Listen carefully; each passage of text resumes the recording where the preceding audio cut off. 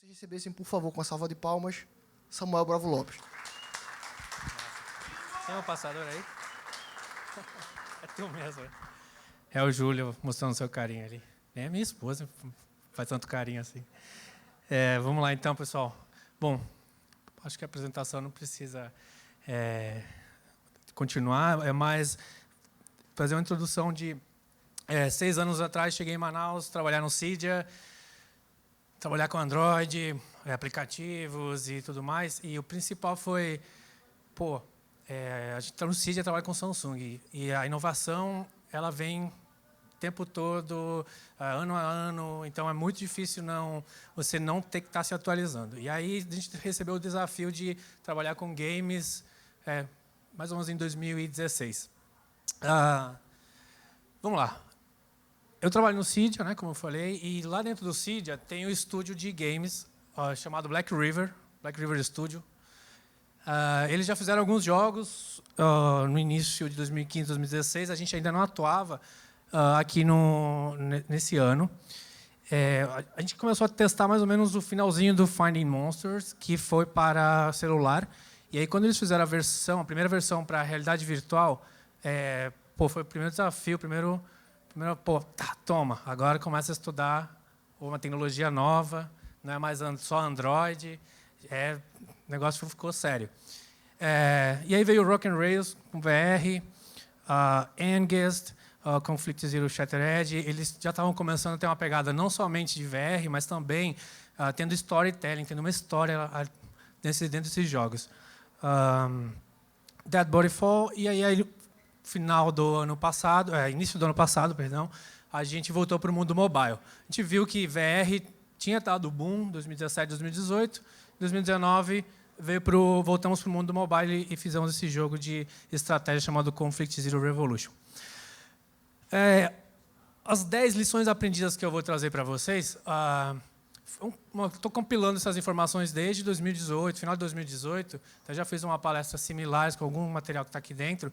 É mais para, assim, entrei no mundo de games, sou testador, mas eu era testador de aplicativos, testador de sistema, testador trabalhava com ponto, com RH, numa software house.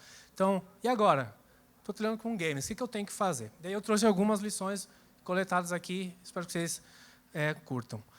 Primeiro, eu acho que, indiferente se você entrou no mundo de jogos ou não, você entrou no mundo do varejo, você entrou no mundo do RH, sua empresa só faz software para acesso e segurança. Você precisa conhecer esse mundo, você precisa entrar. Como testador, essa é a primeira dica. Como testador, você precisa entrar nesse mundo. Você precisa entender um pouco da cultura desse lugar que você chegou, vai trabalhar com que pessoas, eles já têm uma história, já têm uma base de documentação, já tem várias áreas bem subdivididas. Você tem toda uma indústria daquela área que você está atuando, que já tem uma bagagem, mais de 20, 30 anos, e você é um noob lá, você acabou de entrar e você precisa conhecer. É muito importante. Isso aqui não se aplica só a jogos, gente. Você trabalha com qualquer outra empresa, entrou para trabalhar lá, você precisa, como testador, ir atrás de conhecer um pouco da sua história. Acompanhar eventos. Tem eventos importantes nessa área dessa empresa que eu estou trabalhando? Eu vou atrás de descobrir o que eu posso trazer para dentro do meu dia a dia.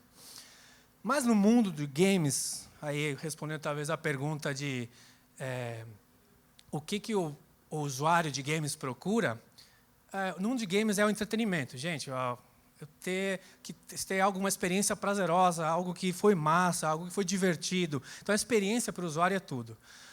Ter uma boa arte, algumas pessoas realmente levam muito mais a sério jogar. Tem um jogo que a arte vai fazer toda a diferença. E a outra grande área dentro de games é a história. Se você não jogou um jogo que ele não te comoveu, tem gente que, ok, o vilão lá no final morreu, o filho lá do personagem principal morreu também. Não tem problema, é só uma história. Mas quando você entra nessa área, você tem que entender que isso é muito importante também. A gente aprende um pouco sobre narrativa, sobre branchings e paths de caminhos possíveis das histórias que tem. Então, mas no final, tudo é que meu jogo seja o melhor jogo, que ganhe um prêmio. É isso que o pessoal espera. quando você trabalha num estúdio de games, você quer que seu jogo seja o mais baixado e o mais falado nas redes sociais. Então, por isso é importante você, como testador, conhecer que essa é a base no mundo de desenvolvimento de jogos. O que mais? Você torna na área nova, tem vocabulário novo, e você precisa aprender também. Você precisa... Vai abrir um bug. A gente teve um bug onde um desses personagens, esses personagens a gente não interage com eles ficam apenas dentro da fase se mexendo. Ele estava ali dormindinho, é aquele lugar onde ele nasce. Você entra no level, ele nasce. Então, eu abri lá o bug, o Yeti nasce, o boneco nasce, mas ele nasceu no lugar errado. Então, e aí, o pessoal nos ensinou que NPC é uma sigla usada para os non-player characters, que são os personagens que a gente não mexe. E também tem o spawn point, onde o personagem nasce. E aí a gente começa a aprender como testador, começa a aprender algumas novas siglas. E eu acho que você que trabalha no varejo, no banco, um software específico, você também tem que aprender o vocabulário. E aí, tá vendo o bug, os dois colidindo? Eu já teria falado que estava um sobrepondo o outro, né? Mas tem a palavra colisão, que é utilizada, e tantas outras aqui, XP, CP. Eu achava que game over, player 1, player 2 já era suficiente, mas não, o cara tem que conhecer muito mais do que isso. Outra coisa é saber sobre a carreira do testador, né? Você chega lá como testador, trabalha na área de jogos, e eu tenho a minha expectativa, trabalho dos sonhos, todo mundo vai me invejar, eu fico o dia todo jogando, estou sendo pago por isso ainda, né? E aí você vai lá e vê a realidade, que é testar 3 mundos, cada mundo tem 15 fases, e o bug só aconteceu lá no chefão do último, então você tem que jogar tudo de novo, e passar horas e hora extra jogando, e estou me divertindo. Né? A gente pensa, estou me divertindo, né? Mas está lá ralando. E o outro, que eu gosto muito de falar, não torne o seu estúdio conhecido como jogos bugados. Então, lá no Google Play vai aparecer todo mundo falando, caraca, esse jogo é muito bugado, tua estrela lá para baixo. E quem é o testador líder lá? Você vai nos créditos, e é uma coisa que não tem nas aplicações normais, né, que você vai nos créditos e vê quem são as pessoas que participaram da criação. Né? Tá lá, Samuel. É o jogo bugado. Eu não vou contratar esse cara jamais, né? Ele ficar mal visto. Enfim, isso é algo que também temos que tomar em conta quando a gente conhece o mundo dos games. Outra coisa que eu vim da área de teste de software, aplicativos, sistemas, eu tive que fazer uma comparação. A gente tem muito forte, quando testa um sistema, testa um aplicativo, esse fluxo na hora de criar um cenário, na hora de testá-lo. Eu tenho um objetivo, esse objetivo pode ter uma precondição, né? Eu tenho as ações, os passos, os scripts, e qual é o meu resultado esperado. Certo? Então, isso é muito claro para quem trabalha e testa aplicativos. Já com jogos, o objetivo já se tornou um desafio. Você entrou no jogo, eu tenho que coletar tais coisas em tal tempo. Tá, ok. Quais são as ações? Eu tenho que jogar, fazer todo o gameplay que chama, e no final eu vou ter a minha recompensa por ter feito isso. Então, isso é um grande diferencial. Você coloca um do lado do outro. Ok, estou aprendendo o que é game, gamificação, né? Tem um pouco de gamificação. Aí eu vejo aqui alguns verbos, né? Normalmente em apps eu só insiro dados, eu navego, né? Eu realizo uma pesquisa, eu faço uma busca, isso é muito comum, certo? Já no games, o seu objetivo você tem que eliminar alguém, ganhar uma partida, curar, coletar, tem uma porrada de verbos, você precisa aprender, precisa entender que você vai encarar isso. Assim como as ações, você tem que atirar, trocar habilidade, usar especial. E naquele momento as ações nos apps é apenas digitar, clicar, pressionar em algo, abre, fecha, valida um campo. E o resultado esperado, que aquilo aconteceu. Quando é em jogos, a gente verifica, ganhei meus pontos, matei o chefão, ganhei um achievement. E em testes de apps, realmente, algo acontecendo. Foi um Ctrl-C, Ctrl-V errado, hein? Agora que eu vi, olha aí. Beleza. Então, eu vou voltar para focar mais em testes de jogos. Né? Falei um pouco do que a gente encontra nas ações e resultados e desafios, mas a gente também tem o fator dificuldade. Então, quantos de vocês já pegaram uma tela de login e tiveram que passar pela dificuldade fácil, normal e difícil? Foi tão difícil cadastrar aquele usuário que parecia que estava no modo hard mesmo, porque tinha um monte de campo para preencher, aquilo carregava, voltava, ou uma tela de cadastro de usuários. Em jogos isso é muito normal. Então você acabou de fazer tudo isso, mas também teve o modo fácil, normal e difícil. Além disso, em jogos não tem como você não fazer as coisas em inglês. É muito comum que o seu estúdio seja 100% documentação feita em inglês. E, além disso, você passou das ações, e aquelas ações também podem tomar um caminho. Então, o que eu acabei de fazer foi pelo caminho 1. E, quando eu vou chegar lá na minha ação, no meu resultado, eu estou com um final totalmente diferente do que eu esperava. Por quê? Porque as minhas ações causaram esse final. Então, também pode ter isso. E a outra, que eu posso também complementar, é que o jogador ele começa a ter ser impactado por isso, certo? Ele vai incrementando a experiência, os pontos de experiência, os pontos de combate, ele vai coletando coisas. Quantos de vocês já usaram um sistema que eu só apenas fui lá e cliquei, acessei, voltei e fui embora? O que ficou salvo lá? Meu nome, meu usuário, minha fotinho e acabou. E talvez algumas configurações. Mas você não ganhou nada com isso. Quando você começa a usar os conceitos de gamificação, você pode dizer que é o player que tem que ser, que está ganhando com isso também. Tem que ter uma coleção, vários itens e tudo mais. Eu botei os números porque eu falei que eram 10, aí é bom que você, 3, faltou muito. Quando chegar no 7, 8, legal, está acabando. Então, pelo menos, os números ajudam a ter uma noção de quanto tempo falta. Outro ponto foram os inputs, né? Hoje, a gente está acostumado teclado, mouse, ou no mundo touch, multitouch, swipe, keyboard. Em games, a gente usa o giroscópio, o acelerômetro é muito forte também. Na parte de browser, você pode usar o mouse. A gente foi para a realidade virtual, que a gente falei da experiência que a gente teve. O input que se tem dentro de dispositivo de realidade virtual, ele é um outro mundo, então você tem controles. Vou falar um pouquinho mais para frente só sobre testes em realidade virtual. Mas também é importante você, testador, saber que tem inputs. E a gente vai para o computador.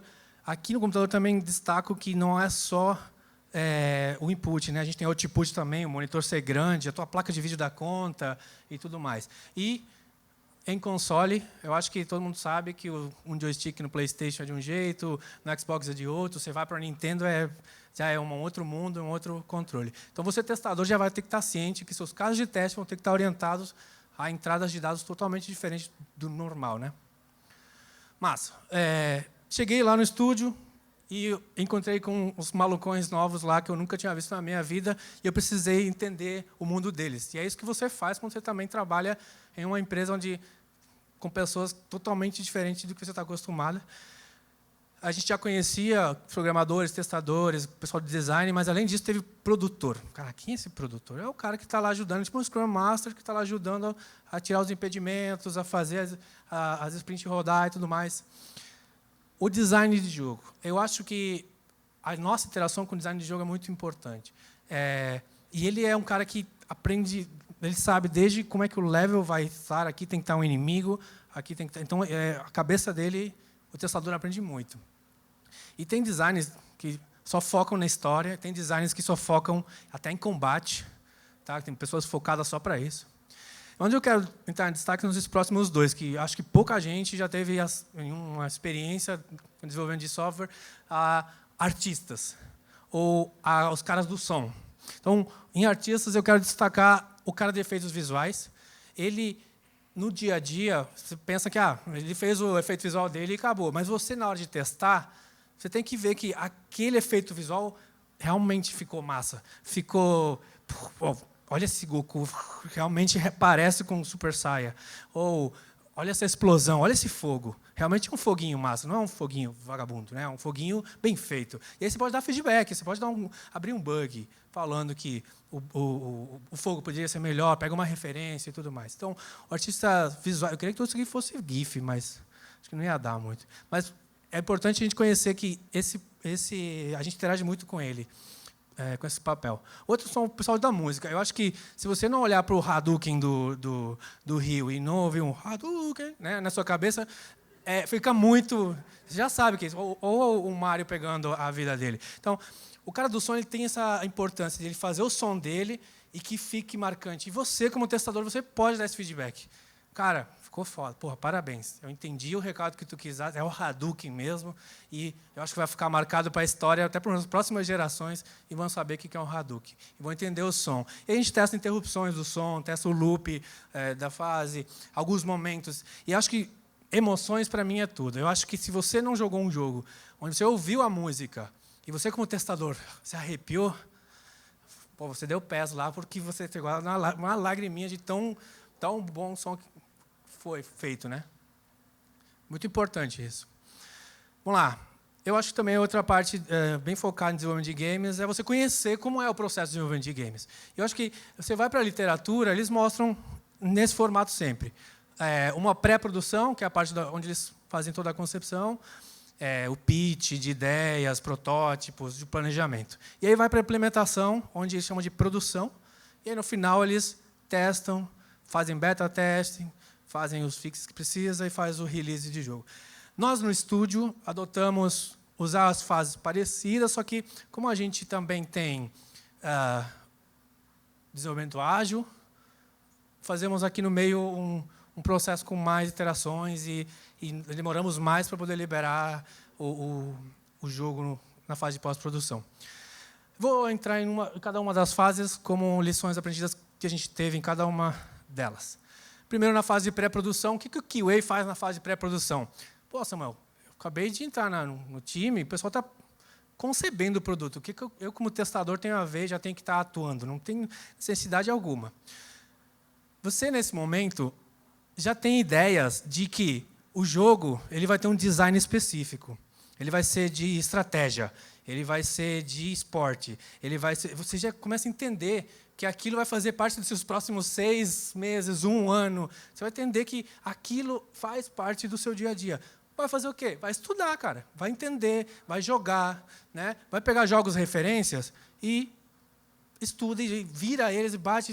Tem que ficar... Se alguém falar, bora testar o FIFA, o que você vai fazer? Você vai jogar o PES, você vai jogar o FIFA, você vai jogar todos os outros de futebol possíveis, você vai tentar ficar bom nele, certo? Para quê? Para quando você for testar o seu jogo de futebol, você vai ficar bom.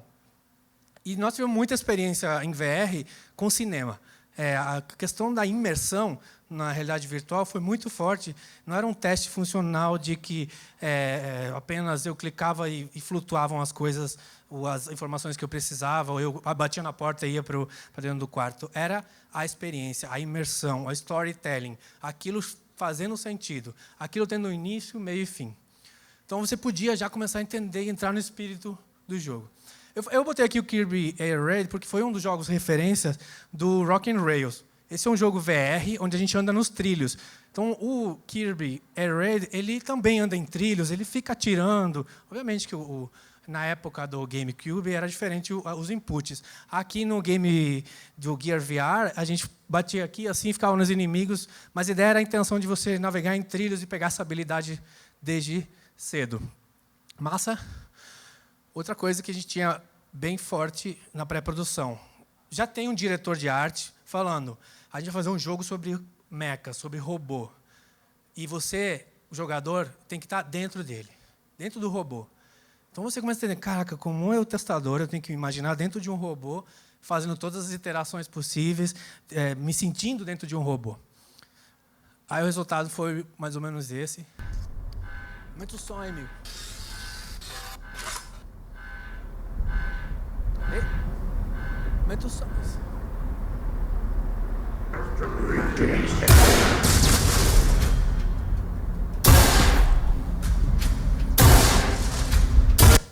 Massa? Pode voltar. Então, a ideia era você poder dar feedbacks dentro desse robô e falando, pô, estou me sentindo um soldado aqui dentro desse robô, controlando ele, vou fazer todas as minhas missões e dar esse feedback através desse estudo de como seria estar dentro de um robô e tudo mais. Já entrando na fase de produção, produção seria a implementação em si, né? Entrando onde acontece mesmo a parte de implementação, teste, deploy. A gente faz o planejamento, projeto de testes, faz todo o design, né, a modelagem, faz todas as execuções, começa tudo de novo, fecha sprint, vai por história. Onde eu quero entrar? Na parte de modelagem. Quais são as técnicas e algumas técnicas que a gente desenvolveu dentro do estúdio? A gente usa muito mapa mental, é muito mais fácil para mostrar o fluxo de telas, de menus, do que a gente quer atingir. A gente usa muito checklist também. Pass e fail, é muito mais fácil e rápido dar feedback. A gente utiliza esse checklist também para diversos casos, como é o caso do comportamento de personagens, você seguir um level, você tentar fazer uma planilha só com conquistas. Como é que eu faço para fazer conquistas? Você faz um checklist para isso, validar a história. Eu trouxe um exemplo de comportamento de personagens. Então, eu coloquei aqui numa planilha quais são os comportamentos de quais personagens, em quais estados, e olha aí, animação, efeitos visuais e o som. Então, eu tenho que testar a animação do personagem X, o efeito visual do personagem X e o som do personagem X. Esse aqui é o do jogo Conflict Zero. O que mais fazemos? Bom, esse aqui eu já trouxe muito mais da literatura, né? A gente usava fluxos, diagramas de fluxos, testes em diagramas de fluxos. Isso que é da história de um dos jogos que nós fizemos. Então, você pensa que, pelo menos de início a fim, você vai ter que ter um caso de teste. Mas a gente meio que fechava por ciclos. Clean Room Test, isso a gente nunca teve essa oportunidade de poder fechar e poder pegar com base em experiências de jogadores, em modos, em como está sendo na vida real, que tipo de teste, que tipo de uso que a pessoa faz. Depois que você libera o jogo, você pode coletar isso. Por exemplo, como é que um cara que adora fazer explorer, ele gosta de fazer cheat, ele gosta de entrar em paredes que nunca ninguém consegue entrar, e aí você tem que se colocar no lugar dele, tem que ser um testador também explorer. Usamos tree test, é um jeito de exploração sistemática do jogo, né? A gente tem ali o movimento da câmera, um salvamento da foto e o modo de jogo, e cada um tem os suas subcategorias ali, né? Então você faz um caso de teste, usando um de cada um, fazendo uma exploração sistemática. Outra coisa que fazemos muito pelo fato de nossos jogos serem liberados para a loja é validação de guidelines de loja, certo? Eu acho que o que mais passamos tempo foi o pessoal do VR, que é o da Oculus, ali do meio. Esse ano, 2019 e 2020, a gente entrou no mundo de PC e consoles. Felizmente, porque os jogos não foram publicados ainda, não podia trazer nos slides, mas eu acho que vai virar uma próxima palestra só falando da experiência que foi do mundo de console. E para celulares. Então, não ter crashes, a parte de gráficos, realmente os inputs funcionam, na loja está todo a logo, imagem e tudo mais. Usamos tree test, é um jeito de exploração sistemática do jogo, né? A gente tem ali o movimento da câmera, um salvamento da foto e o modo de jogo, e cada um tem os suas subcategorias ali, né? Então você faz um caso de teste, usando um de cada um, fazendo uma exploração sistemática. Outra coisa que fazemos muito pelo fato de nossos jogos serem liberados para a loja é validação de guidelines de loja, certo? Eu acho que o que mais passamos tempo foi o pessoal do VR, que é o da Oculus, ali do meio. Esse ano, 2019 e 2020, a gente entrou no mundo de PC e consoles. Felizmente, porque os jogos não foram publicados ainda, não podia trazer nos slides, mas eu acho que vai virar uma próxima palestra só falando da experiência que foi do mundo de console. E para celulares. Então, não ter crashes, a parte de gráficos, realmente os inputs funcionam, na loja está todo a logo, imagem e tudo mais. Acho que muitos de vocês também fazem, né? Quando o seu software é traduzido para outros idiomas, você tem que fazer tradução e verificar os testes se não quebrou o layout da sua UI e tudo mais. Mas, voltando para jogos, eu falei da experiência, da história e tudo mais. Se você traduziu em inglês, você viu, pô, essa história me tocou. Aí você vai em português e, pô, que tradução horrível. Aí vai para o espanhol, que tradução horrível. Aí você pensa, pô, você precisa estar ciente de que para cada país que o seu jogo for distribuído, ele vai ter um feedback diferente devido à história. Você vai ter que mudar um pouco algumas palavras, mas isso para mim também é uma outra palestra que só dá para falar de localização. Eu acho que o mundo de tradução, da cultura, de você saber que naquele país você não pode falar sobre revolução, que é o caso desse jogo, que é complicado você falar sobre revolução, você vai ter que colocar palavras mais brandas e tudo mais. Então, é importante o testador conhecer e dar feedback sobre isso. 8 já. Eu acho que isso também é bem importante. Eu gosto muito de falar de diversão. Diversão para mim, para você, para qualquer outra pessoa, o que é divertido, né? É muito difícil a gente avaliar. Mas diversão, nada mais e nada menos é que você pegar uma pessoa, dar o jogo para ela, e aí joga, faz tudo o que você precisa fazer, se anota, tudo. E aí, se divertiu? Aí a pessoa, me diverti. Opa, legal. Aí você faz isso com 10, 15, 20, 30 pessoas, você vai pegar uma média, você vai ter que fazer pesquisa, você vai ter que ir atrás, você vai ter que ir a campo, você vai ter que fazer os famosos playtests que a gente chama. A gente vai para eventos, você tem que levar o seu jogo para eventos para pegar feedbacks. Acho que é algo muito difícil de fazer em teste de sistema. Acho que a gente vai mais no cliente focado que a gente desenvolveu para ele. Mas em jogos é muito comum a gente pegar muitos feedbacks, você vê, cara, gostei, não gostei, a música ficou ruim, não valeu, a história, pô, tu matou o cara lá no final, por que tu fez isso? Então, esse tipo de feedback é muito importante. E aí a jogabilidade... Opa, deixa eu voltar aqui que tem mais um vídeo. A jogabilidade, para mim, é se pensar num momento, numa cena como essa, onde olha a quantidade de detalhes e de coisas que você precisa prestar atenção. O Fine Monster era muito fofinho. Ele até ganhou prêmios de melhor gráfico num simpósio aqui do Brasil, nos prêmios do Brasil. E aí, eu pergunto para vocês, você testador só tem que olhar a interface de usuário se ela está lá? É bacana você fazer seus testes. Se eu clico no pause, tem que abrir a telinha de pause. Se eu dou foto, eu bato a foto, né? Eu dou zoom e tudo mais. Tem que checar que o tempo está rodando. É só isso? Não, você tem interação que você precisa fazer. Então, nesse jogo, a gente tem que apertar nos balões, tem que apertar naqueles botões. Além disso, eu jogo com giroscópio, ou eu posso dar swipe, porque o mundo é 360. Você está parado e o jogo é 360. E, além disso, você precisa a atenção do usuário. Ele tem que estar prestando atenção, que o tempo dele está acabando. E tic-tac, tic-tac, tic. Então, o jogo começa a ficar mais desafiador.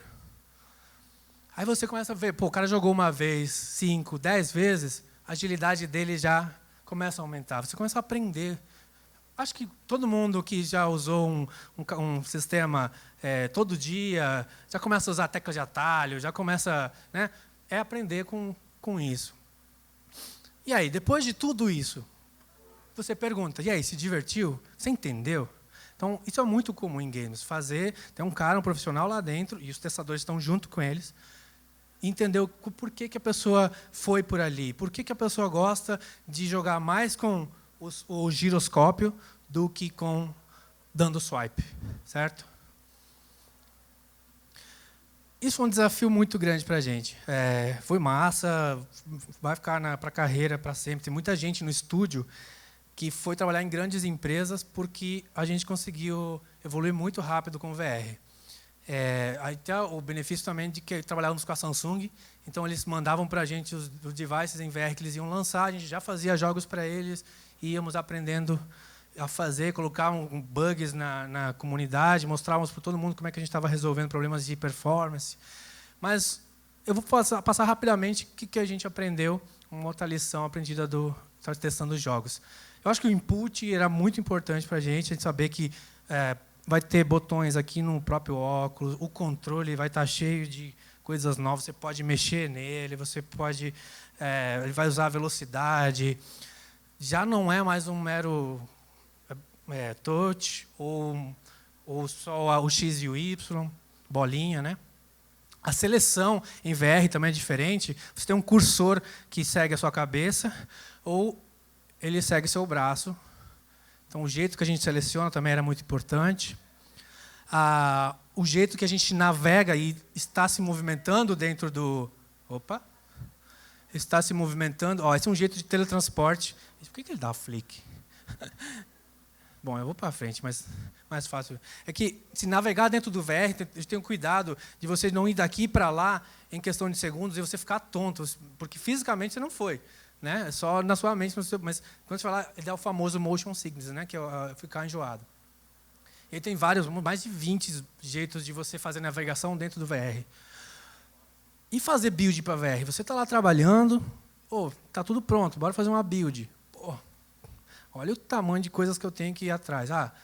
Faço um build para VR, coloco dentro do celular, dentro do celular, e coloco dentro do óculos eu coloco na minha cabeça e começo a testar. Aí, quando eu vejo o controle não está funcionando porque não foi pareado com Bluetooth. Aí tem que tirar o óculos, tem que fazer tudo de novo para parear com Bluetooth. Aí voltar. É um setup bem robusto, bem difícil de trabalhar no dia a dia. E aí, faz pouco tempo, 1 ou 2 anos, a Samsung também entrou junto com o Windows Mixed Reality, que a Microsoft liberou, um óculos que você conecta diretamente no computador. Ele está cheio de cabos, obviamente. E aí a gente também passou a fazer jogos para ele. Só trouxe rapidinho. O que é 3 DOF e 6 DOF? DOF é Degrees of Freedom, que é graus de liberdade. Então, no óculos, que ficava apenas na cabeça, você só jogava aqui, você não podia andar. Você apenas, onde você estava, você tinha que interagir. Então, as coisas, o gameplay, o jogo, as coisas vinham até você, então você tinha que atirar e jogar, ou bater a foto. Já nesse segundo, que são 6 dimensões, além de você jogar X, Y e Z, você também tem o seu espaço físico. Então, aqui você já pode mapear entre 1,5 m a 2 quadrado, né? Então, a gente já consegue criar uma experiência onde o jogador possa fazer isso e, além disso, ele possa se abaixar e esquivar, né? Posso fazer isso. Já no outro não dava, era mais limitado, né? E aí, quantidade de jogos, experiências que ficou mais desafiador para a gente. Os jogos que a gente desenvolve lá no estúdio são feitos na engine, né, chamada Unity. E vocês viram o setup, como é complicado. Então, o que a gente fez? Investiu que os testadores tivessem uma licença da Unity e jogassem uma versão, um PES inicial, dentro da Unity mesmo. Então, a gente vai lá, na Unity é um mundo 3D, usa o teclado e o mouse, e você consegue avaliar e validar muita coisa. Acho que está ok, não tem nenhum bug crítico, né? Bora buildar, colocar no óculos e começar a testar e trabalhar. Então, uma lição aprendida muito positiva. No ambiente de teste. E dentro da Unity, você também tem acesso a vários estados, você pode manipular facilmente para poder chegar no chefão e tudo mais. Então, era mais prático. E eu trouxe mais um videozinho rápido. Esse é um momento do jogo onde... não era para estar tocando essa música, porque eu acho que eu baixei o vídeo do YouTube, um gameplay, acho que foi isso. Enfim, o que importa aqui é a quantidade de detalhes de uma experiência que a gente estava dentro de uma sala de... eu estou dentro de um hotel, a história... Deixa eu parar aqui. A história eu estou dentro de um hotel, aconteceu um fato muito estranho, e eu, como controlador das câmeras de segurança do hotel, preciso estar avaliando e verificando. Opa, alguém passou ali, aí você volta no tempo, você tem que verificar vários estados, várias cenas. Mas o que eu quero trazer aqui dentro do VR é como o VR é rico em detalhes no mundo 360, onde você achou que só isso daqui era suficiente. Não, o que está aqui atrás, embaixo, ou lá em cima, brilhando, também faz toda a diferença. E o pessoal de áudio capricha também nisso. Se você está aqui e você ouviu um som lá atrás, você se assusta, você, o cara do som caprichou aqui, e realmente a experiência foi impactada por isso. E ele é rico em interação com o usuário. Você pode pegar aquele copo, aquelas fitas de vídeo, fazer várias interações junto com o controle que você está lidando. Tem uma diversidade de características, eu confesso que a gente não consegue entrar em tantos detalhes. Tem menos interface de usuário, realmente, tem menos coisas flutuantes, tem menos UI flutuando na sua frente. É mais focada na imersão e na experiência e na jogabilidade. Eu acho que eu trazer os problemas conhecidos, se vocês forem trabalhar com VR, está aqui mais anotado, a gente, pelo fato de estar com óculos, eu tenho que tirar e falar, passou, falhou. Aí eu boto de novo, beleza? Aí passou, falhou. Então, fazer testes exploratórios é mais comum, é mais recomendado. Descansos, pausas, isso é muito importante. Você fica tonto, você entrou numa realidade diferente da sua. Você sabe que você precisa dar uma descansada. E esse é um problema que a gente teve por muito tempo. Deu bug. E agora? Como é que eu coleto o bug? Tem que tirar alguma coisa daqui? Ele estava no cabo? Não, ele está ali no celular. Então, eu tenho que tirar de dentro do celular, ADB, pegar as coisas do SD card, puto. Então, é bem difícil pegar evidências do jogo. Você pode até gravar, mas a gravação ela impacta diretamente na performance do jogo. 10. E podia deixar de falar de automação. Eu acho que todo mundo vai para evento e vai, pô, e aí, vai ter automação? Vai ter automação? E aí a automação de jogos foi um desafio para a gente. Está sendo até hoje ainda. Porque em VR era, e foi, aí ainda é muito obscuro. A gente voltou agora para o mundo mobile. E a gente sabe que a engine de jogos que a gente está desenvolvendo é a Unity. Então, a gente tentou focar mais os estudos e a aplicação de automação usando a Unity. Mas no começo dos nossos estudos, fomos atrás do famoso Siculi, que vai lá e reconhece um pouco as imagens, você pode dar clique naquela imagem, mas se no celular aumentou a resolução, as dimensões, ou aquele bonequinho já não é daquele mesmo tamanho, você quebra seus testes, a manutenção daquilo era muito grande. Tentamos ir para o mundo do teste unitário, usando um próprio runner dentro da Unity, e falhamos. É bem difícil você entender o C, C++, e fazer teste unitário para aquilo. Não é impossível, mas o problema é que não é só uma simples funcionalidade. Quando você vai para jogos, você programa física, você programa que se a bolinha está aqui e veio para cá, ela tem um peso, ela tem que chegar em tantos segundos aqui. Então, já não é mais apertei no botão e apareceu um label. Entendeu? Apertei um botão, aquilo girou e tem que cair naquele X e Y, que já não é mais 2D, é 3D. Então, é complicado fazer teste unitário, mas não é impossível. Mas a gente ainda não alcançou esse nível. A gente focou mais em testes de UI. A gente estudou um pouco o Union Project. Esse aqui é um jogo bem dummy. Eita!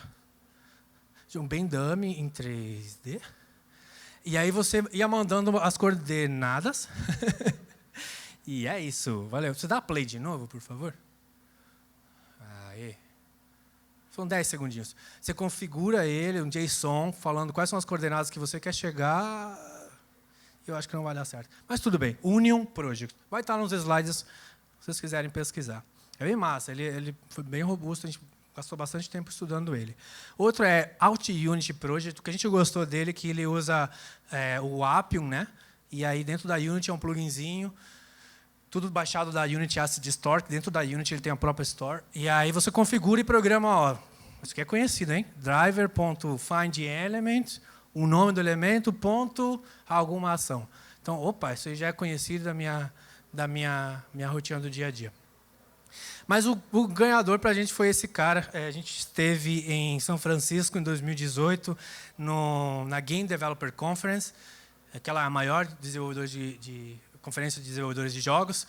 E aí vimos um chinesinho, para variar, chinesinhos, né? Que fez uma parceria, a NetEasy, fez uma parceria com o Google e mostrou uma IDE para ajudar a testar jogos, para ajudar a testar várias plataformas, chamada AirTest. O projeto chama AirTest, tá? A IDE também se chama AirTest.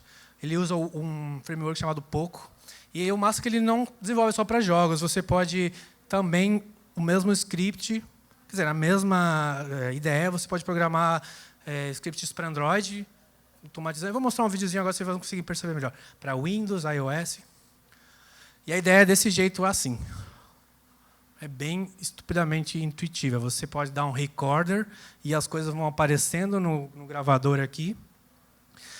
Você pode fazer avaliação de imagem, dar clique, fazer um wait para aparecer tal objeto, dar swipe up, olha, Ctrl+C, Ctrl+V. Swipe up, left down, procure e faça um sleep.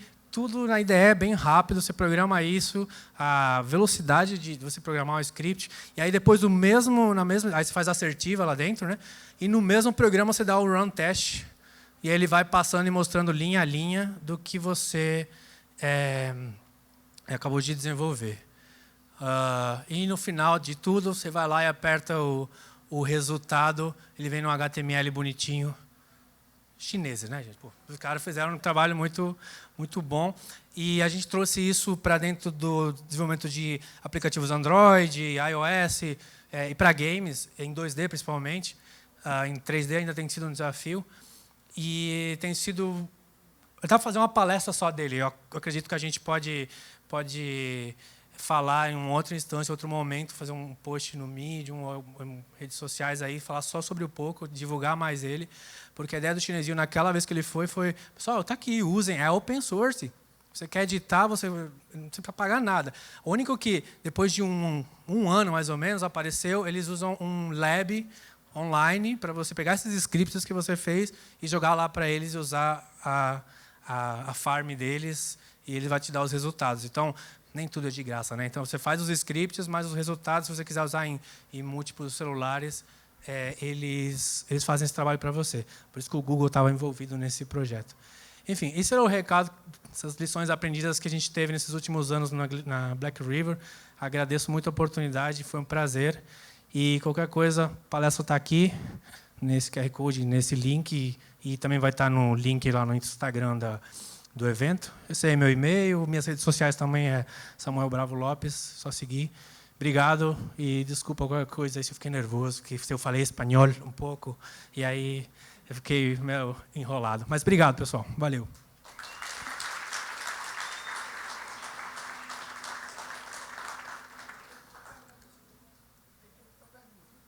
É verdade. Esqueci das perguntas, só isso. Perguntas, pessoal? Alguém tem perguntas? Tem quantos minutinhos? 5, 10? 10 minutos? Opa, você tem 10 minutos até você sentar. Boa tarde, Samuel. Eu conheço esse cara. É o Vanilton, pô, é verdade. Da FPF, né? Você trabalhava lá. Isso. Eu não sabia não que eu sou conhecido, mas beleza. Vanilton está aqui, gente. Tu falou muito de... Observando aqui a palestra, muito de características comportamentais, né? Eu fiquei curioso, porque em muitos momentos tu falou assim, se o cara está testando, ele chora, se o cara está... Ele sente emoção. Emoção. Isso é uma pessoa testando, no caso, é você ali. Claro. Eu não sei quantos testadores vocês têm fazendo esses testes de games. Como é que vocês conseguem montar uma característica... O comportamento do testador aqui, as nossas expectativas é que ele seja um cara aberto a sentir essa emoção, porque assim, eu conheço milhões de pessoas e pessoas são pessoas, né? Sim. Vai ter cara que é sisudo, vai ter cara que... Quando a gente está jogando um game, a gente fala, pô, eu achei bacana. Tu fala com um cara, o cara fala que é uma merda aquele negócio. Exato. Como é que vocês conseguem fazer uma diferenciação assim dessa qualidade, do feedback de cada testador? Tá. Eu não trago para dentro do mundo do desenvolvimento, lá dentro da área do Black River, nos testadores, porque a gente só tem 4 testadores. A gente realmente tem 2 que são bem gamers e os outros 2 que são mais QA, até jogam no tempo livre um game casual no celular. Mas o trabalho que é feito muito forte em avaliar essas pessoas é o pessoal de usabilidade. A gente tem um design só focado nisso. Ele vai lá e faz uma pesquisa de mercado, quais são as personas, utiliza essas técnicas de saber, a gente tem o Joãozinho, que ele é de 5 a 15 anos, ele gosta de jogar das 8 até as meio-dia, porque de tarde ele estuda. Então, a gente tem um cara que só faz isso, ele vai lá e coleta, sai pesquisando, procurando dentro do próprio Cydia ou na comunidade, e aí a gente traz, pega e coleta esse feedback. A questão do sentimento foi uma coisa que eu não podia deixar de falar, porque o game design, na hora de colocar lá no documento, né, de design, neste momento tem que acontecer uma coisa tocante, uma coisa que o usuário sinta, entendeu? E como é que eu vou testar isso? Como é que eu vou testar que eu levei um susto? Ele falou, não, a ideia é levar um susto. Às vezes ele não deixava nem claro isso. Ele falava para mim, Samuel, tu já vai testar aquela cena lá que a gente acabou de liberar? Vou, então eu quero te olhar. E aí a gente lá, jogando dentro do VR, quando eu viro, pô, o cara leva um susto. Aí o cara, pô, que legal.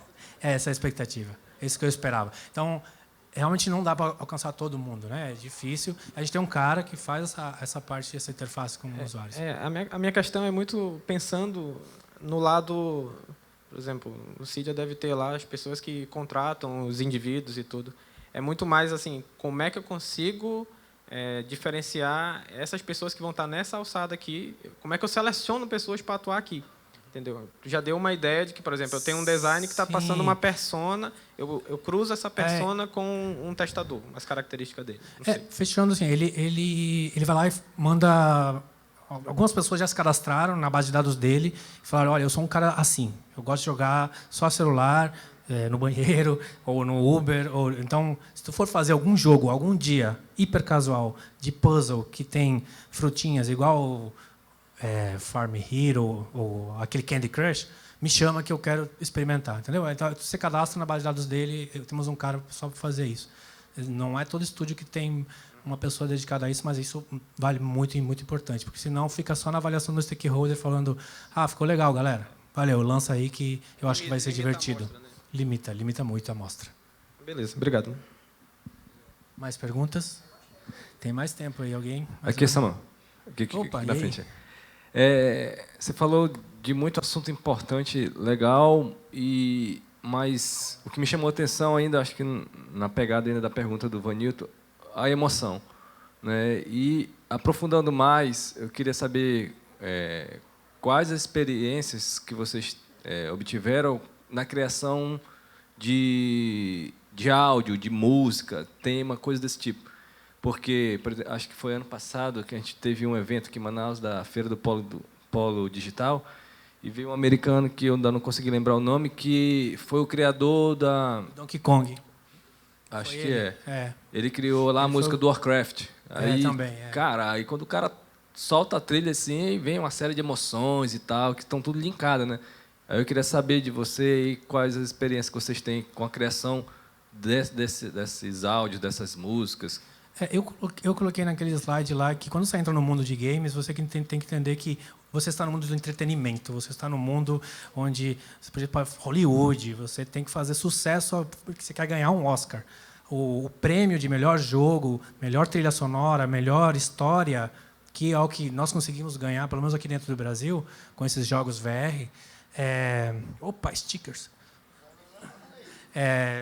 Faz toda a diferença, sabe? Quando a gente chega nesses eventos e vê o resultado com prêmios, a gente já consegue mensurar. Agora, no dia do desenvolvimento, é muito feeling, cara. A galera que trabalhava na época dos storytelling, narrativa, os caras não falavam de outra coisa além daquele filme que eles assistiram, daquele livro que eles leram. Então, pô, Samuel, você vai testar aquilo, e eu não quero que você teste somente funcional, eu quero que você teste realmente se você entendeu a história do início, meio a fim, e lá no final você vai me contar o que você entendeu. E aí, quando eu fui uma amostra muito pequena, mas a emoção, o ter tocado, isso para eles faz toda a diferença. E aí eles já acreditam que aquilo já pode ser lançado, que vai ganhar um prêmio em algum lugar, entendeu? Acho que é que nem o cara que faz um filme e acredita que aquele filme vai fazer sucesso, sabe? Ou uma novela e tudo mais. Massa? Beleza, obrigado. Tem lá atrás mais 4 minutos. O Rômulo? Não. Olha, podia me perguntar na Olá, tudo segunda-feira, bem? né? Samuel. Então, eu tenho uma curiosidade, né? O quanto jogador de games eu tenho que ser para ser um QA de games, né? E se isso é um fator decisivo para eu fazer meus testes da melhor maneira ou não? Eu falei ali que o formato dos testadores que a gente tem no estúdio veio a calhar que 2 são bem gamers, tem o computador mais robusto, placa de vídeo, ficam correndo atrás de fóruns o tempo todo. E aí eles fazem muita diferença nesse sentido. Mas eles também são testadores, tem certificação de testes ágeis. Um deles, além de ser um bom gamer e dar bons feedbacks de jogos, ele vai lá e quer ser Scrum Master dentro do time dele, entendeu?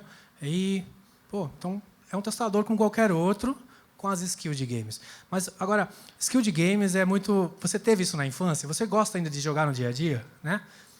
Coincidentemente, sim. Eu gostava de jogar o Mario Bros. E tentar terminar a fase o mais rápido possível. Então, eu sou um speedrunner. Então, quando eu vier um jogo de speedrunner, coloco o Samuel lá, que ele, além de ser um testador, que planeja, que faz casos de teste, que faz review e verificação o tempo todo, ele vai dar um feedback bom porque ele é speedrunner. Então, eu acho que o feeling, realmente você gostar de jogos faz a diferença, sim, mas você não precisa somente isso, sabe? Você pode ser testador, veio de uma outra área, vai testar jogos, mas você tem 10 lições aprendidas para você aprender que você pode virar e se tornar um melhor testador de jogo. Beleza? Mais alguém? 2 minutos? Esse eu não conheço. A minha pergunta é na questão da formação do testador de jogos, porque creio que não deve ter muitos cursos, por exemplo, aqui em Manaus, digamos, acho que não tem curso para testador de jogos. Então, como você faz para ter esse engage na sua carreira? A gente teve a sorte de ter um estúdio de jogos em Manaus, dentro do Cydia, e o time do Validation, que trabalha com as aplicações desenvolvidas dentro do Cydia, tinha que ajudar a testar o estúdio, os jogos que eram feitos no estúdio. E, quantos testadores precisa? Rápido, são 3, então manda lá. Foi mais sorte, né? A gente, mas esses caras, a gente sabe que eles gostam de jogar, tem um perfil. Então, dentro do nosso caso, dentro do Cydia, veio a calhar que foi uma oportunidade. Mas, no mercado, eu acredito que eu tenho pouca experiência fora de Manaus. Dos eventos que eu participei, o pessoal era testador mesmo. Tá? Ele tinha uma bagagem bem forte em testes, ou era muito gamer e jogava bastante e tinha canal no YouTube dando feedback de um jogo que ele jogava, e falava dos bugs, então, aquele cara era bom testador, sabe? E aí era contratado para trabalhar, só que ele tinha uma bagagem ainda de testes de software para aprender. Então, acho que é um complemento. Você ter uma carreira de teste de software ajuda. Você vai atrás das vagas lá de grandes estúdios. Eles vão falar, você tem que ter noção de planejamento de teste, noção de especificação, design. Gostar de jogar? Gostar de jogar também. Gostar de jogar nossos jogos em nosso estúdio? Melhor ainda. Entendeu? O cara conhecer um mecanismo de automação ou de build de jogos, melhor ainda. Entendeu? O cara tem um ranking número 1, número 2 na Steam daquele jogo. Então, são com coisas que... particularidades que cada estúdio vai te pedir.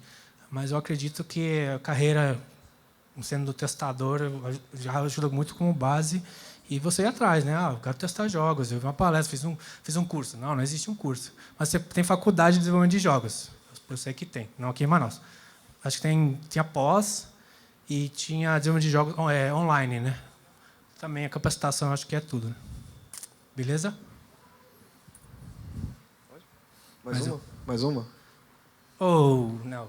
Mas é rápido? Não sei, a pergunta é rápida, a resposta... Vai lá. Tá. Dentro do universo de automação, vocês chegaram a tentar criar bots e criar testes baseados nesses bots, nesse comportamento. Imagina um mundo aberto, como é que seria feito um teste exploratório? É uma suíte de testes que a gente tem. A gente está bem à frente estudando inteligência artificial também, para ver se a gente deixa os botzinhos jogando lá no mundo e vai para casa, e quando volta eles já fizeram tudo que precisava. É o nosso sonho, é o que a gente almeja. Mas a tecnologia ainda é difícil a gente entrar e configurar e programar e fazer com que aquilo aconteça bem organicamente e bem fácil. A gente, hoje os testes é teste UI, que a gente tem em jogos 2D automatizados. O que a gente faz muito a gente chama de bots, mas é um bot que representa, ele é um bot meio que pré-configurado. Ele é um bot que vai representar um usuário que ficou jogando das 8 ao meio-dia. Então eu vou lá e vou programar ele, vou fazer um script Gherkin lá, que vai ler um BDD, que vai ler o pouco que eu falei, e aquele cara vai ter que ficar jogando até o level 50, depois do 50 até o level 100, apertando umas bolinhas, do 100 até lá, ele vai ter que capturar tudo que...